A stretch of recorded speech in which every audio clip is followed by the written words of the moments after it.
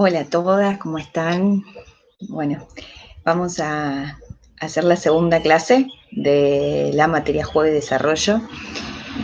La idea en principio es retomar un poco el concepto de juego como un concepto en constante cambio. Una conclusión importante de la clase anterior era esto, yo lo fui leyendo en todos los trabajos.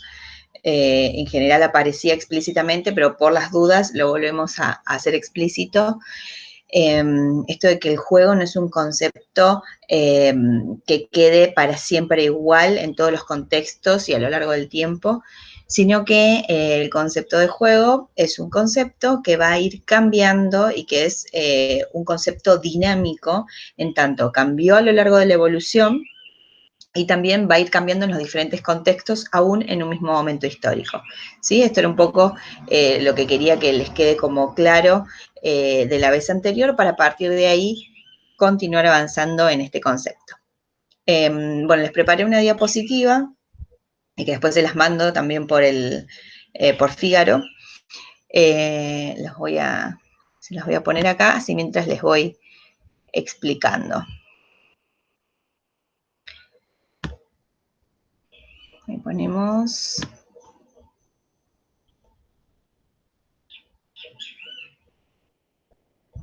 Bueno, les cuento un poquito, empieza acá. Vamos a ver el concepto de infancia a lo largo de la historia. Es un texto que está en la unidad 1, ¿sí? El texto se llama así, concepto de la infancia a lo largo de la historia.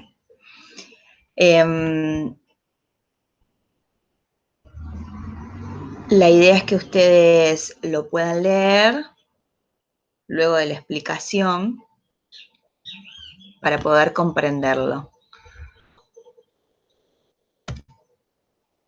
En principio vamos a pensar que los juegos son una parte integral de todas las culturas, en tanto estuvieron presentes siempre en todas las culturas. Aunque, en principio, ahora lo vamos a ver, el juego no era destinado a los niños, ¿sí? Sino que eran juegos destinados a adultos, porque la categoría de niño, como la conocemos hoy en día, no era tal. Pero sí tienen que tener en claro que siempre el juego forma parte integral de todas las culturas, ¿sí? Aún las más viejas culturas, dice, de la sociedad humana. Y entonces, vamos a empezar pensando que juego e infancia no siempre estuvieron entrelazados. ¿Por qué? Por lo que les contaba hace un ratito, que el juego no siempre fue para los niños. Vamos a empezar por la antigüedad. En la antigüedad no se reconocía la infancia como hoy en día como una etapa con características propias. Una etapa en la que había que realizar determinados cuidados, en la que había que destinar diferentes ambientes. No. En la antigüedad los niños eran pequeños adultos, entonces no tenían ningún privilegio, al contrario, se los educaba pensando en que iban a ser mini adultos que iban a colaborar en la vida laboral, ¿no?, de esa sociedad. Entonces, muy importante, en la antigüedad aún no se reconoce la infancia como tal, como la conocemos hoy. Y la mayoría de los juegos eran de adultos, ahora les voy a mostrar fotos, y los que tenían como protagonistas a estos mini adultos eran juegos siempre imitando cómo tenían que actuar en una ocupación más seria en la edad futura. Muy importante, la educación no era para todos, solo van a acceder ciudadanos libres, ¿sí? Había diferentes categorías, una sociedad muy desigual, solo los ciudadanos libres y varones accedían. les muestro ahora cómo el arte de la antigüedad refleja esto que yo les digo, que el niño no tenía características propias, sino que era un pequeño adulto. Miren la foto, como ese dibujo no refleja a un niño con una característica diferente del adulto, sino que pareciera ser un retrato de un adulto pequeñito.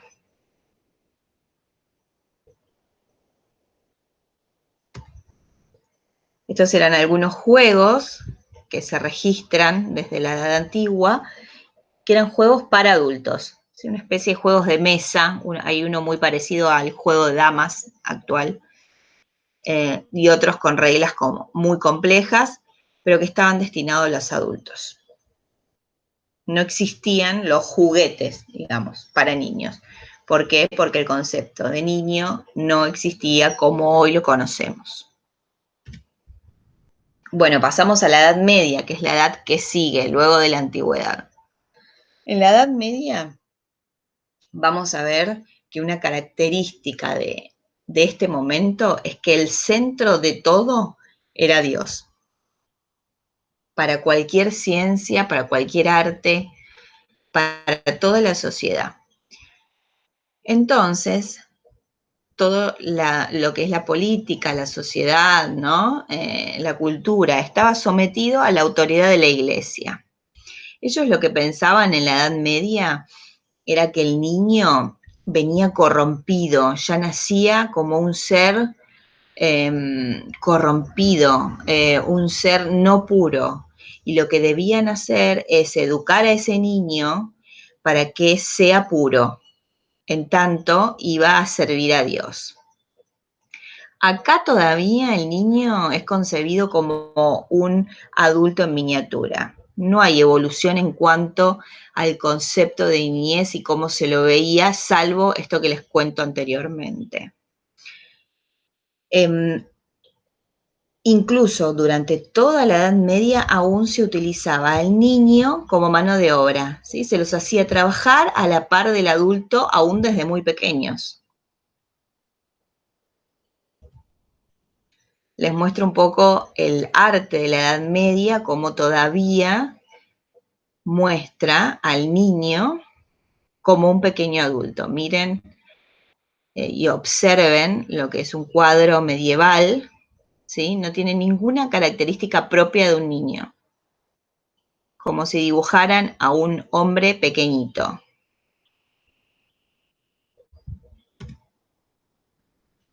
Y estos son algunos juegos medievales que aún estaban destinados a los adultos, ¿sí?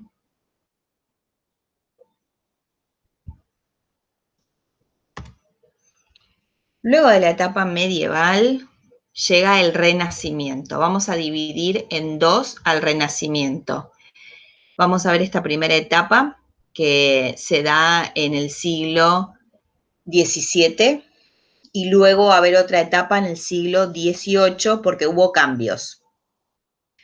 Pero todo el Renacimiento se caracteriza porque ahora el centro, si antes en la etapa medieval el centro era Dios, en el Renacimiento el centro era el hombre. Por lo cual vamos a decir que el Renacimiento fue antropocéntrico, ¿sí? Ese es el antropocentrismo, que ahí les pongo en la diapositiva. Ellos ahora no piensan que el niño nace corrompido, que nace malo y que es la enseñanza en la iglesia la que lo va a purificar. Piensan que el niño no nace ni bueno ni malo y que cómo sea posteriormente va a depender de las experiencias que tenga el niño en el mundo. Aquí recién empieza a haber algo de interés por la naturaleza infantil. Empieza a pensarse en hábitos específicos para un recién nacido. Pero siempre en base a la idea de que el recién nacido es una tabula rasa en tanto nace como con su mente en blanco. Y va a depender de las experiencias en el mundo qué es lo que llena en esa mente. ¿Sí?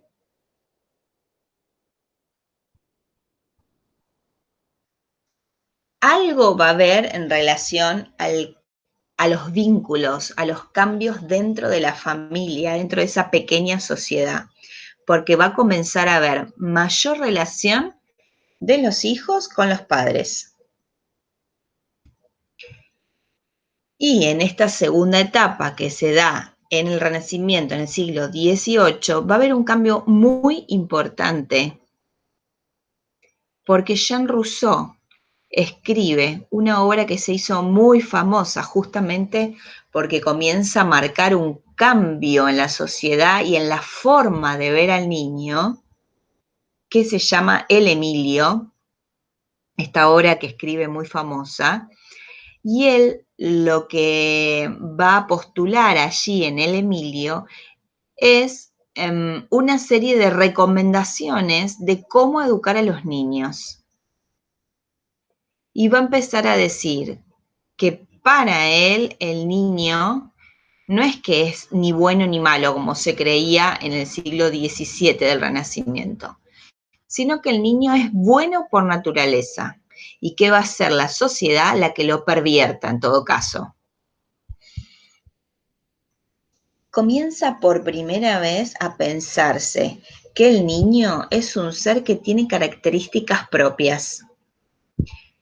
Esta etapa coincide con la revolución industrial, por lo cual, ¿qué pasa en la revolución industrial? En la revolución industrial comienza la etapa de las máquinas, ¿sí? Se comienza en Gran Bretaña a pensar en el trabajo con máquinas a vapor, por lo cual baja mucho el trabajo en el campo. Y hay mucha desocupación, sobra la mano de obra. Por lo cual, hasta el momento se utilizaba, recuerden, a los niños como mano de obra, pero empiezan a quedar desocupados porque ya se necesita mucho menos gente para realizar un mismo trabajo gracias a las máquinas a vapor. Entonces empieza el niño a tener mayor tiempo libre, que antes no lo tenía. Y entonces comienza a aprovecharse este tiempo libre para educarlos. Y por primera vez, la educación incluye a las mujeres. Hasta el momento, solo hombres y de posiciones arregladas.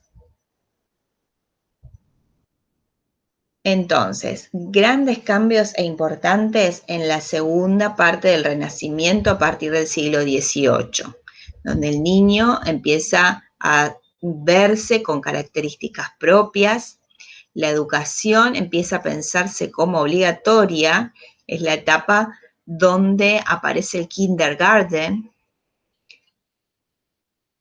y la importancia del juego infantil para el desarrollo por primera vez aparece. Además de ver la necesidad de interacción en la familia entre padres e hijos. Anteriormente, solamente la autoridad e incluso la posibilidad de escucha de los padres hacia los hijos no existía. En este momento, por todo este cambio que se da y la manera de ver al niño, empieza a poder darse esta oportunidad de escuchar al hijo, de interactuar con él y de verlo con necesidades propias de este momento.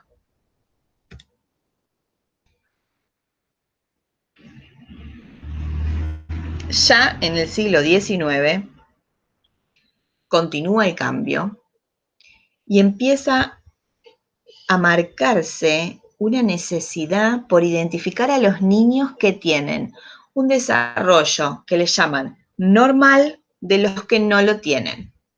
Es el principio de las escuelas de educación especial. Entonces, ¿qué está en auge en este momento? Desde la psicología, los test de inteligencia, porque entonces se ponen determinados parámetros que serían los normales y quien no los cumpla sería quien quede por fuera de la norma. por lo cual no pueden participar de la educación. No hay todavía una unificación entre infancia e educación. Imagínense que todos los conceptos que manejamos hoy en día, que tienen que ver con la inclusión escolar y la igualdad de derechos para todos, en este momento todavía no estaba vigente. Entonces, si bien hubo un gran avance en tanto la educación empezó a ser obligatoria y por igual para hombres y mujeres, aún se piensa en normalizar y en dejar por fuera al que quede corrido de esa norma. Un poco del arte renacentista nos hace ver cómo ahora sí los dibujos que se hacen de los niños se parecen más a lo que uno podría tener como imagen de un bebé actual, sí, con características propias, incluso fíjense que no tienen puesta ropa de adultos como anteriormente en la antigüedad y en la Edad Media, y su cara, sus facciones, todo refieren a un niño con características propias. Y por primera vez empezamos a ver juguetes pensados para los niños. Si bien, como les muestro en la diapositiva, todavía los juegos también están destinados a los adultos, se han encontrado pruebas de juguetes renacentistas, como el caballito de madera que ven ahí y esa espada o hacha, es parte de un juego de madera para niños. ¿Sí? Lo importante es pensar que recién en el Renacimiento empiezan los juguetes para niños, con los materiales y las ideas que había hasta el momento. Pero en una edad anterior, media o en la antigüedad, no existían los juguetes para niños.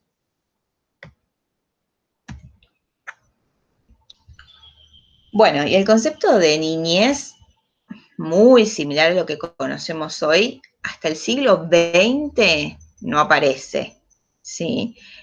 La infancia como una etapa evolutiva en sí misma recién se empieza a ver en el siglo XX, donde es reconocida como con características propias y necesidades propias del niño. El niño ya es visto como una persona con derechos, derecho a la identidad, a tener dignidad. Acuérdense que en la Edad Media y en la Edad Antigua los niños eran explotados tanto laboralmente como sexualmente.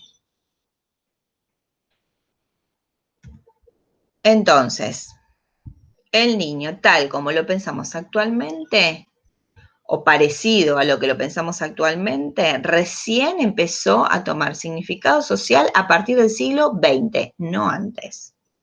Anteriormente la infancia no era reconocida como una etapa evolutiva per se. No se le adjudicaban características propias.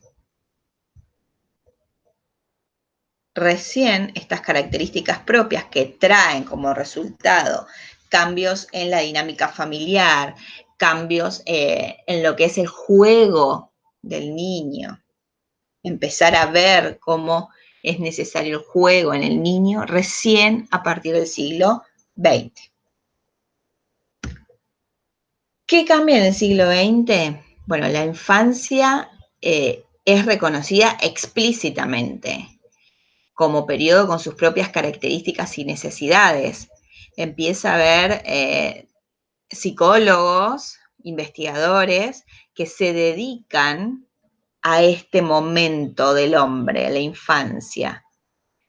Y entonces empiezan a reconocer cuáles son las necesidades propias de esta etapa evolutiva. Además, en el siglo XX se declaran los derechos del niño. Entonces, el niño es reconocido como una persona con derecho a la identidad personal, dignidad, libertad, donde hay que tener en cuenta sus opiniones y donde las agendas política, económica y educativa se realizan pensando en ellos. La idea es garantizarle una determinada calidad de vida, ¿no? En donde se tengan en cuenta diferentes aspectos, no solo el físico, ¿no? Donde ya está prohibido el trabajo laboral infantil, sino también el psicológico y moral y social de los niños. Siempre pensando porque tengan el máximo bienestar y sin discriminarlos. Entonces, por primera vez aparecen los niños como personas con derechos. Derecho a tener un hogar, a recibir educación, a tener una familia, a no recibir discriminaciones.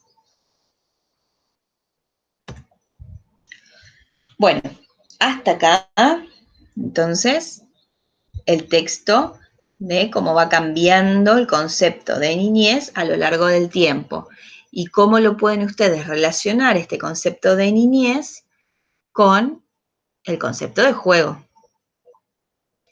Luego de ese texto van a tener otro que habla de las diferencias entre el niño de ayer y hoy. ¿Sí? Y vuelvo.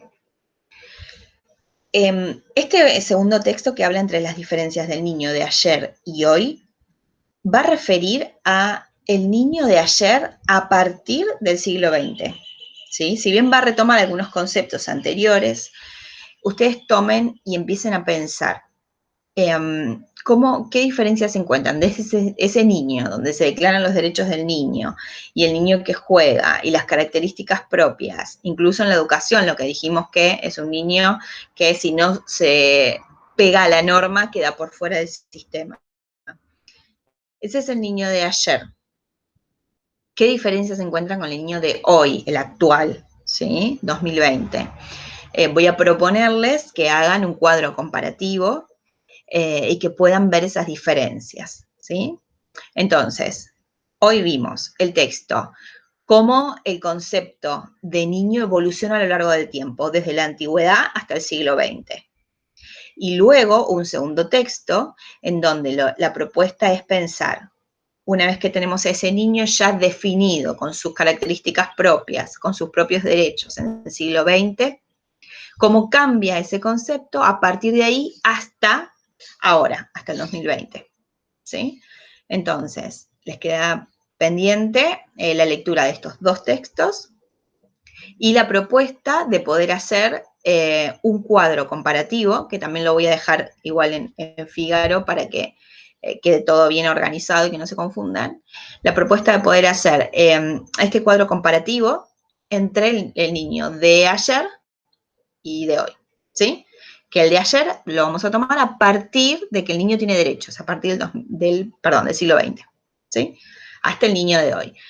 A ver, tengan en cuenta el niño de hoy, la situación de inclusión en las escuelas, tengan en cuenta la inclusión de las nuevas tecnologías, tengan en cuenta la familia de hoy, todos los factores que se les vayan ocurriendo, los pueden ir poniendo, escribiendo, y la idea de la próxima clase va a ser retomar desde acá y que yo les haga como algún punteo de lo más importante de este segundo texto, que es el que no tienen diapositiva, ¿sí? Bueno, cerramos con esto. Espero sea de fácil lectura luego la explicación. Cualquier duda, saben que me pueden escribir por Fígaro o por mail, ¿sí? Y bueno, los trabajos que habían quedado sin entregar todavía, por ahí son los que me faltaron corregir, los trabajos prácticos de la vez pasada, así que ya en el día de hoy mando los comentarios de los que me faltaron. Bueno, que tengan buena semana y cualquier cosa me escriben, estamos en contacto, nos vemos la próxima semana, el próximo lunes. Besos.